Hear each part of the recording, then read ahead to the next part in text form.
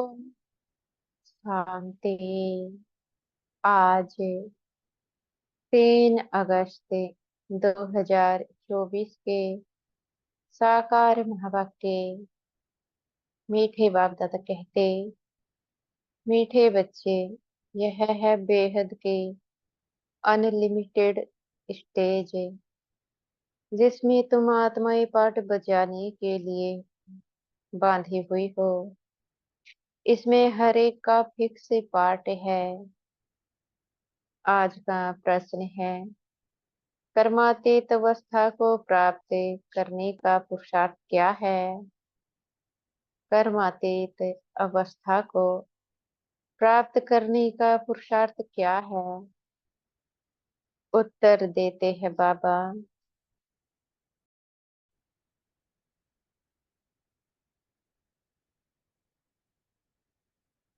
कर्मातीत बनना है तो पूरा पूरा सरेंडर होना पड़े। अपना कुछ नहीं, सबके भूले भी होंगे, तब कर्मातीत बन सकेंगे।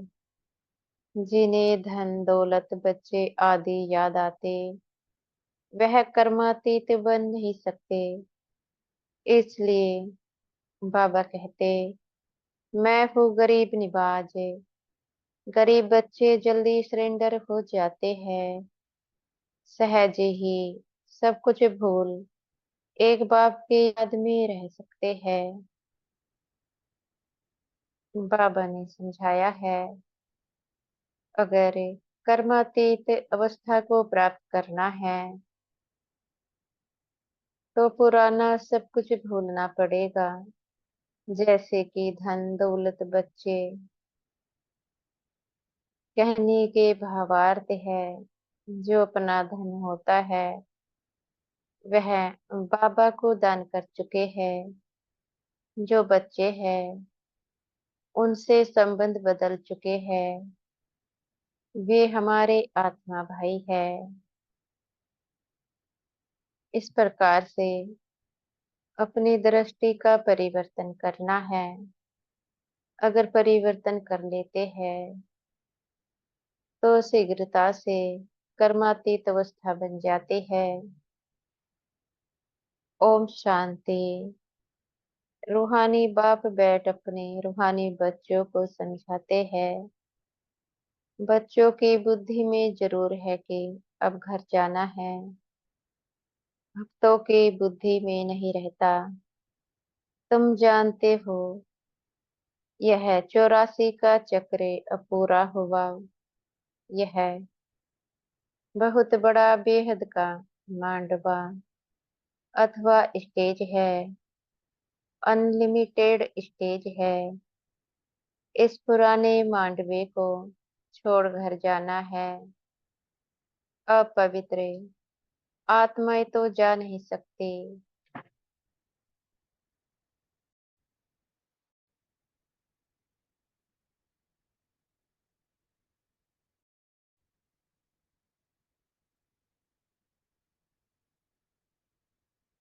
पवित्र जरूर बनना है। अब इस खेल का अंत है। अपरम अपार दुखों की अब पिछाड़ी है। इस समय यह सब माया का पोंप है, जिसको मनुष्य स्वर्ग समझते हैं। कितने महल माड़िया मोटरे आदि है, इसको कहा जाता है माया का कंपटीशन। नर्क की स्वर्ग के साथ कंपटीशन है। अल्पकाल के लिए सुख है। यह है माया की लालच ड्रामा अनुसार।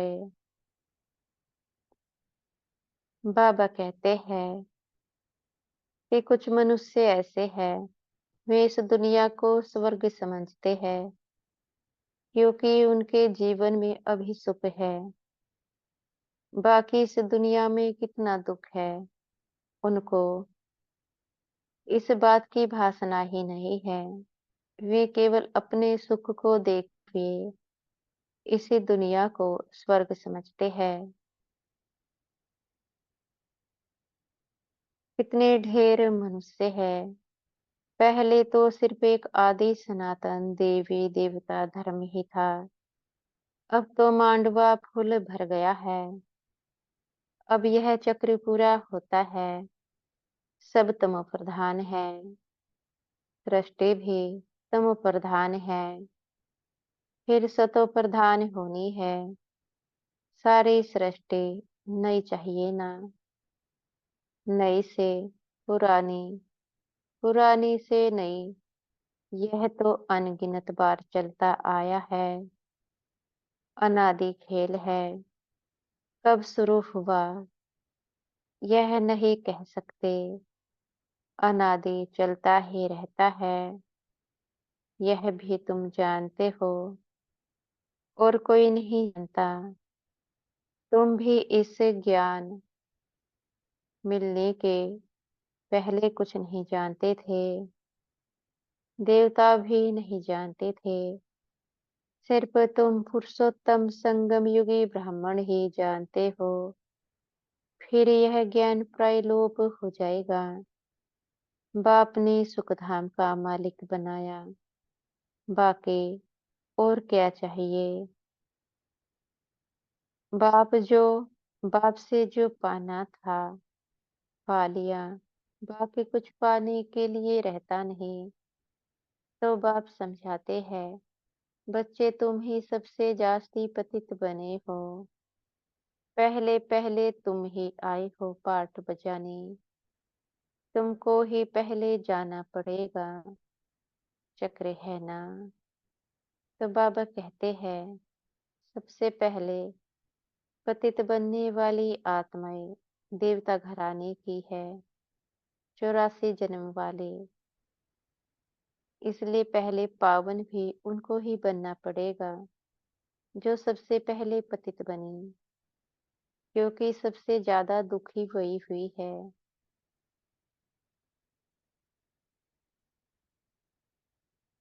बाबा कहते हैं, पहले पहले तुम ही माला में पिरोएंगे। यह रुद्र माला है ना। धागे में सारे दुनिया के मनुष्य पिरोए हुए हैं। धागे से निकल परम धाम में चले जाएंगे। फिर ऐसे ही धागे में पिरोए जाएंगे। बहुत बड़ी माला है। शिव बाबा को कितने ढेर बच्चे हैं। पहले पहले तुम देवताएं आते हो।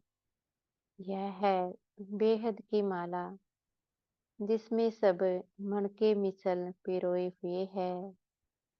रुद्र माला और विष्णु की माला गाई जाती है। प्रजापिता ब्रह्मा की माला नहीं है। तुम ब्रह्मा कुमार कुमारियों की माला होती नहीं। क्योंकि तुम चढ़ते गिरते हो, हार खाते हो। घड़ी घड़ी माया गिरा देती है।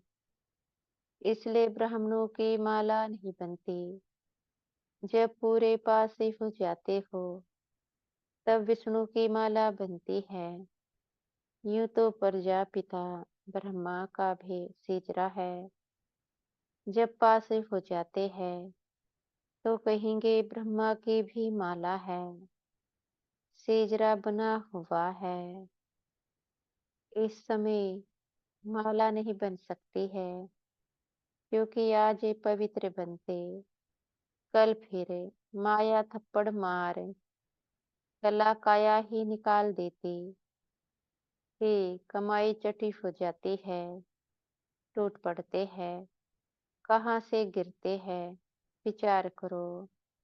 बाप तो विश्व का मालिक बनाते हैं।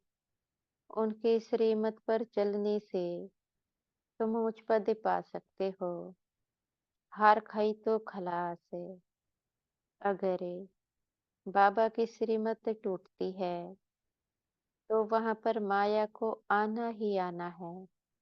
इसलिए बड़ी खबरदारी से एक एक कदम रखना होता है। अगर एक कदम भी बगैर श्रीमत के चलते हैं तो ना जाने माया किस प्रकार की विकर्म करा देती है। इसलिए हर एक बात में बाबा की श्रीमत होनी आवश्यक है। हार खाई तो खलास है, काम विकार महाशत्रु है, उनसे हार नहीं खानी है। बाकी सब विकार है बाल बच्चे। अगर एक काम विकार पर विजयी बना जाए, बाकी पुरुषार्थ करना सहज है। पर जो काम विकार है, उसमें भी अनेक विकार है। एक है देह का विकार, एक है कामनाओं का विकार। अनेक प्रकार की कामनाएं मन में होती हैं। जब वे कामनाएं पूरी नहीं होती, फिर लड़ाई झगड़े होते हैं। इसलिए ऐसी कामनाओं की इच्छा ही क्यों रखना, जिनके चलते लड़ाई झगड़े हो। अच्छा है इस संगम युग पर उन इच्छाओं का त्याग किया जाए, क्योंकि यह समय बड़ा कीमती है। अगर इस समय कमाई नहीं की, तो भाग्य बनेगा कैसे? इसलिए बाबा कहते हैं, सबसे बड़ा विकार काम विकार है, अर्थात अनेक प्रकार के मन में कामनाओं को पालना। उनके ऊपर ही जीत पानी है। काम पर जीत पाने से तुम जगत जीत बनेंगे। यह पांच विकार आधा कल्प के दुश्मन हैं, वह भी छोड़ते नहीं है। सब चिल्लाते हैं, क्रोध करना पड़ता है, परंतु दरकार क्या पड़ी है, प्यार से भी काम हो सकता है। चोर को भी प्यार से अगर समझाएंगे, तो वह झट सच कह देंगे। बाप कहते हैं, मैं प्यार का सागर होना, तो बच्चों को भी प्यार से काम लेना है। भल कोई भी पोजीशन हो, बाबा के पास मिलिट्री वाले भी आते हैं। उन्हों को भी बाबा समझाते हैं, तुम स्वर्ग में जाना चाहते हो, तो सिर्फ शिव बाबा को याद करो। उन्हें कहा जाता है, तुम युद्ध के मैदान में मरेंगे, तो स्वर्ग में जाएंगे। वास्तव में युद्ध का मैदान तो यह है, वह तो लड़ाई करते करते मर जाते हैं, तो फिर वहां जाकर जन्म लेते हैं, क्योंकि संस्कार ले जाते हैं। स्वर्ग में तो जा ना सके, तो बाबा उन्हों को समझाते थे, शिव बाबा को याद करने से तुम स्वर्ग में जा सकते हो, क्योंकि स्वर्ग की स्थापना हो रही है। शिव बाबा के याद से ही विकर्म विनाश होंगे। यह थोड़ा भी ज्ञान मिला, यह थोड़ा भी ज्ञान मिला ना, तो अविनाशी ज्ञान का विनाश नहीं होता है। तुम बच्चे यह मेला आदि करते हो, तो कितनी प्रजा बनती है। तुम रूहानी सेना होना, इसमें कमांडर मेजर आदि घोड़े होते हैं। प्रजा तो बहुत बनती है, जो अच्छी रीति समझाते हैं, तो कुछ न कुछ अच्छा पद पाते हैं। उनमें भी फर्स्ट सेकंड थर्ड ग्रेड होती है। तुम शिक्षा देते रहते हो, कोई तो बिल्कुल आसमान बन जाते हैं, कोई सबसे ऊपर भी जा सकते हैं। देखा जाता है, एक दो से ऊपर चले जाते हैं, नए नए पुरानों से तीखे चले जाते हैं। बाप से पूरा योग लग जाए, तो बहुत ऊंचे चला जाएगा। सारा मदार है योग पर। नॉलेज तो बहुत सहज है, तुम फील करते होंगे। बाप की याद में विघ्न पड़ते हैं। बाप कहते हैं, भोजन खाओ, तो भी याद में, परंतु कोई 2 मिनट, कोई 5 मिनट याद में रहते हैं। सारा समय याद में रहे बड़ा मुश्किल है। आखिर क्या कारण है? जो बाबा की याद बुद्धि से घड़ी-घड़ी भूल जाते हैं। पहला, अपने को शरीर देखना, फिर आत्मा का अभ्यास नहीं करते हैं। जब तक आत्मा का अभ्यास नहीं होगा, तो बाबा की याद बुद्धि में ठहरती नहीं है। जो देखते हैं, फिर वही याद आता है। जब हम प्रतिदिन शरीर को देखकर कर्म करते हैं, तो फिर शरीर ही तो याद आएगा। अगर हम प्रतिदिन स्वयं को आत्मा देखते हुए और दूसरों को आत्मा देखते हुए कर्म करेंगे, तो आत्मा ही याद आएगी। और जब आत्मा याद आएगी, बाबा को याद करना बड़ा सहज है। बाबा की याद बुद्धि में रहेगी। मुख्य है ही अपने को आत्मा देखना। बाबा कहते हैं, माया कहाँ न कहाँ उड़ाई भुला देती है। सिवाय बाप की और कोई की याद नहीं रहेगी, तभी कर्मातीत अवस्था होगी। अगर कुछ भी अपना होगा तो वह याद जरूर पड़ेगा। कुछ भी याद ना आए, यह बाबा मिसाल है। इनको क्या याद आएगा? कोई बाल बच्चे, धन आदि है। सिर्फ तुम बच्चे ही याद आते हो। तुम तो जरूर बाप को याद पड़ेंगे ही, क्योंकि बाप आए हैं कल्याण करने के लिए। याद सबको करते हैं, परंतु फिर भी बुद्धि फूलों तरफ ही चली जाती है। फूल अनेक प्रकार के होते हैं, कोई बिगर खुशबू भी होते हैं। बगीचा है ना, बाप को बागवान माली भी कहते हैं। यह तो तुम जानते हो। मनुष्य क्रोध में आकर कितना लड़ते झगड़ते हैं। बहुत देह अभिमान है। बाप समझाते हैं, कभी कोई क्रोध करे तो शांत रहना चाहिए।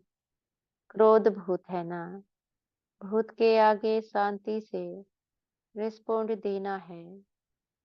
तो जो क्रोध है, उसको शांति से ही मारा जा सकता है। जब एक ब्राह्मण बनने के बाद भी क्रोध करते हैं, तो उसके बहुत नुकसान होते हैं। पहला, ज्ञान बुद्धि में है। अगर उसके बाद भी क्रोध किया जाए, तो कई गुना पाप कर्म और बन जाता है। फिर दूसरा, कि जब हम बाबा के बन जाते हैं, हमें बाबा का मान रखना होता है। अगर हम क्रोध करते हैं किसी भी आत्मा के ऊपर, तो कैसे कह सकते हैं हमें भगवान पढ़ाता है, क्योंकि हमारे कर्म ही भगवान की प्रत्यक्षता करते हैं। तो हमें एक एक कदम बहुत ही सोच समझ कर रखना होता है। जो आत्माएं क्रोध करती है, अच्छा है उस समय अपने मन को शांत करे, क्योंकि बाबा की इज्जत का सवाल है। उनकी इज्जत खराब होती है। बाबा कहते हैं, सर्वशास्त्र शिरोमणि श्रीमद् भगवत गीता है ईश्वरीय मत की। ईश्वरीय मत, आसुरी मत और दैवी मत एक ईश्वर ही आकर बताते हैं। राजयोग की नॉलेज देते हैं, फिर यह नॉलेज गुम हो जाएगी। राजा का राजा बन गया, फिर नॉलेज क्या करेंगे? 21 जन्म तो प्रारब्ध भोगते हो। वहां यह मालूम नहीं पड़ता है कि इस पुरुषार्थ का यह फल है। अनेक बार तुम सतयुग में गए हो। यह चक्र फिरता रहता है।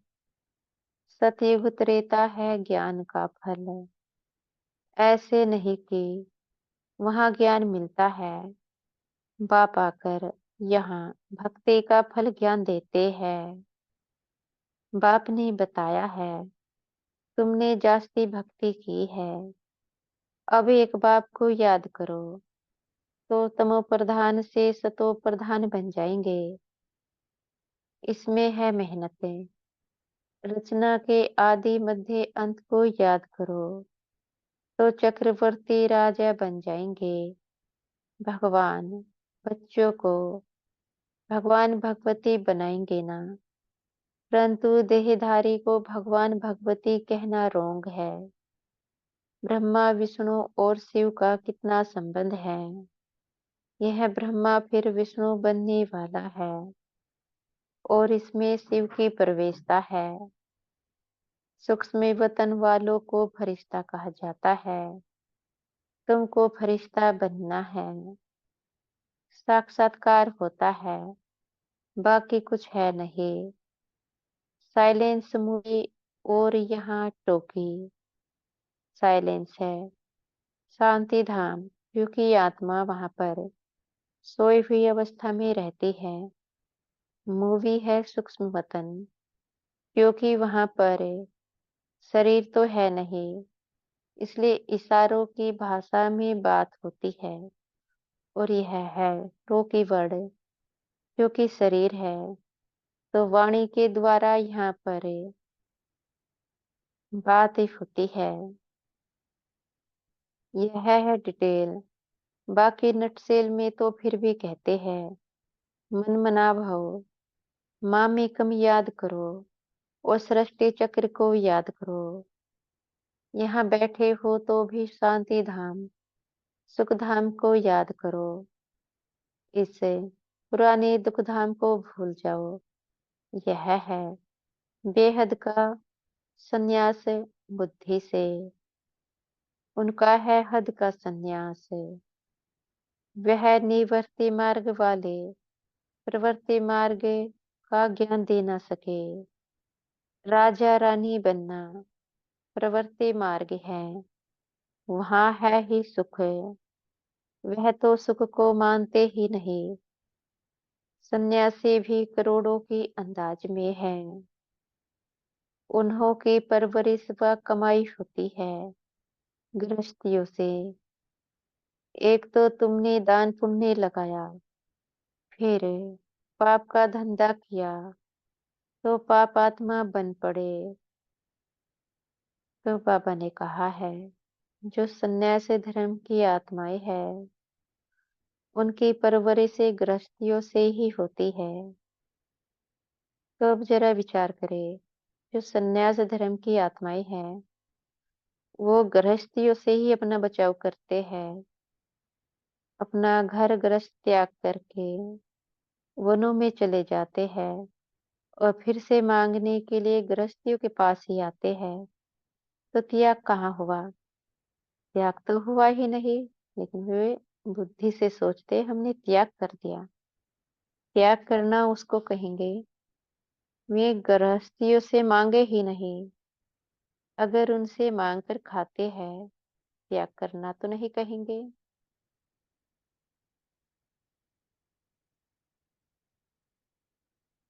बाबा कहते हैं, तुम बच्चे तो अभी अविनाशी ज्ञान रत्नों की लेन देन करते हो। वे धर्मशाला आदि बनवाते हैं, तो दूसरे जन्म में अच्छा फल मिलेगा।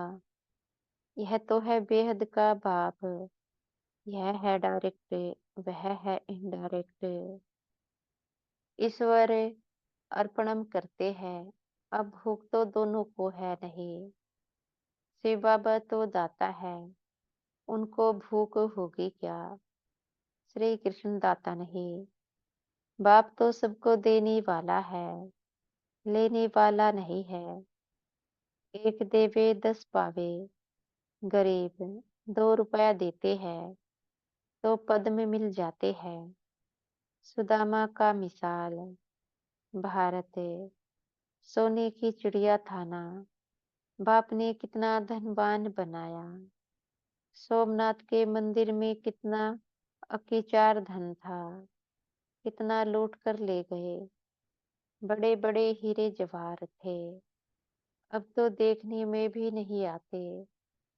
कट टूटी हो गई, फिर हिस्ट्री रिपीट होगी। वहाँ सब कहानियाँ तुम्हारे लिए भरपूर हो जाएगी, हीरे जवाहर।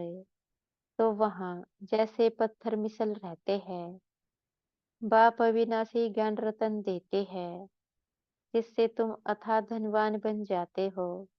तो मीठे मीठे बच्चों को कितनी खुशी होनी चाहिए।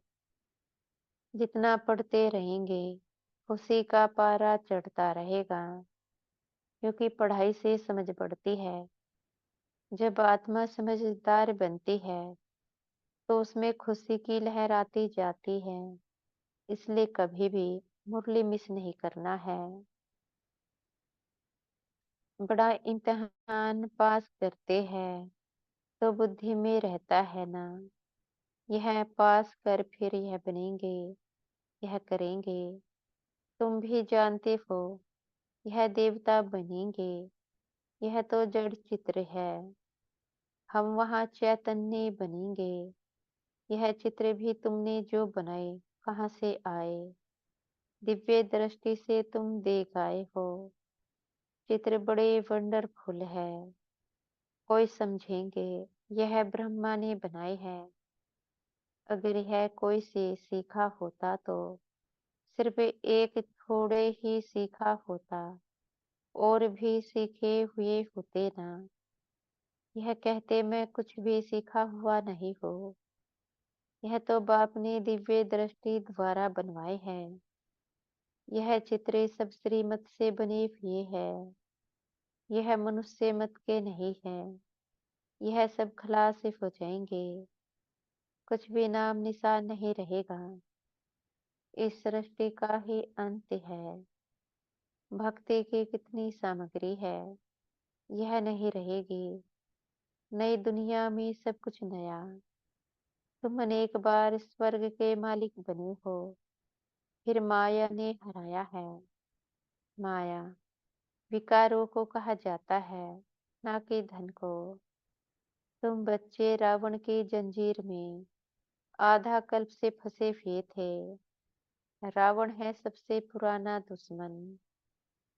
आधा कल्प उनका राज्य चलता है। लाखों वर्ष कह देने से फिर आधा आधा का हिसाब ही नहीं निकलता। कितना फर्क है। तुमको तो बाप ने बताया है, सारे कल्प की आयु ही 5,000 वर्ष है। 84 लाख योनिया तो है नहीं। यह बड़ा गपोड़ा है।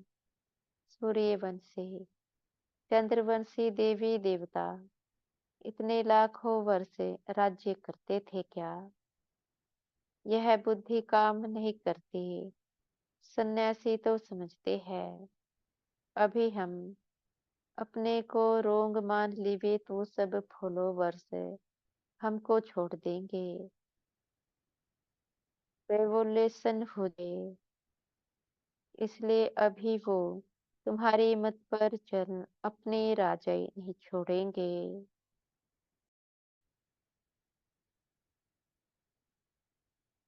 पिछाड़ी में कुछ समझेंगे, अभी नहीं। ना साहूकार लोग ही ज्ञान लेंगे। बाप कहते हैं मैं गरीब निवाज हूँ। साहूकार लोग कभी सरेंडर होकर कर्मातीत अवस्था को पा नहीं सकेंगे। बाप ने बड़ा जबरदस्त श्राप है। बाप तो बड़ा जबरदस्त श्राप है। गरीबों का ही लेंगे। साहूकारों का लेवे तो फिर इतना देना पड़े। साहूकार उठते ही मुश्किल है, क्योंकि इसमें सब कुछ भूलना पड़ता है। कुछ भी पास ना रहे, तब कर्मातीत अवस्था हो। साहूकार लोग तो भूल नहीं सकेंगे। जिन्होंने कल पहले वर्षा लिया है, वही लेंगे। अच्छा मीठे मीठे सिखिल दे बच्चों प्रति माता पिता बाप दादा का याद प्यार और गुड मॉर्निंग। रूहानी बाप की रूहानी बच्चों को नमस्ते। हम बच्चों के भी मीठे प्यारे बाप दादाजी को याद प्यार गुड मॉर्निंग और नमस्ते। धारणा के लिए मुख्य सार है। पहला पॉइंट है, जैसे बाप प्यार का सागर है, ऐसे मास्टर प्यार का सागर बन। प्यार से काम निकालना है, क्रोध नहीं करना है। क्रोध कोई करे तो तुम्हें शांत रहना है। दूसरा पॉइंट है, बुद्धि से इस पुरानी दुख की दुनिया को भूल बेहद का सन्यासी बनना है। शांति धाम और सुख धाम को याद करना है। अविनाशी ज्ञान रत्नों की लेन देन करनी है। आज का वरदान है, विकारों रूपी जहरीले सांपों को गले की माला बनाने वाले शंकर समान तपस्वी मूर्त भव। विकारों रूपी जहरीले सांपों को गले की माला बनाने वाले शंकर समान तपस्वी मूर्ति भव। यह 5 विकार जो लोगों के लिए जहरीले सांप है, यह सांप आप योगी व प्रयोगी आत्मा के गले की माला बन जाते हैं। यह आप ब्राह्मणों व ब्रह्मा बाप के अशरीरी तपस्वी शंकर स्वरूप का यादगार आज तक भी पूजा जाता है। दूसरा, यह सांप खुशी में नाचने के स्टेज बन जाते हैं। यह स्थिति स्टेज के रूप में दिखाते हैं। तो जब विकारों पर ऐसी विजय हो तब कहेंगे, तपस्वी मूर्त प्रयोगी आत्मा। स्लोगन है, जिनका स्वभाव मीठा शांत चित्त है, उस पर क्रोध का भूत वार नहीं कर सकता। जिनका स्वभाव मीठा शांत चित्त है, उस पर क्रोध का भूत वार नहीं कर सकता। अच्छा, ओम शांति। शुक्रिया हमारे मीठे प्यारे दादाजी का, मीठे टीचर जी और मीठे सतगुरु जी का। आपका बहुत बहुत शुक्रिया।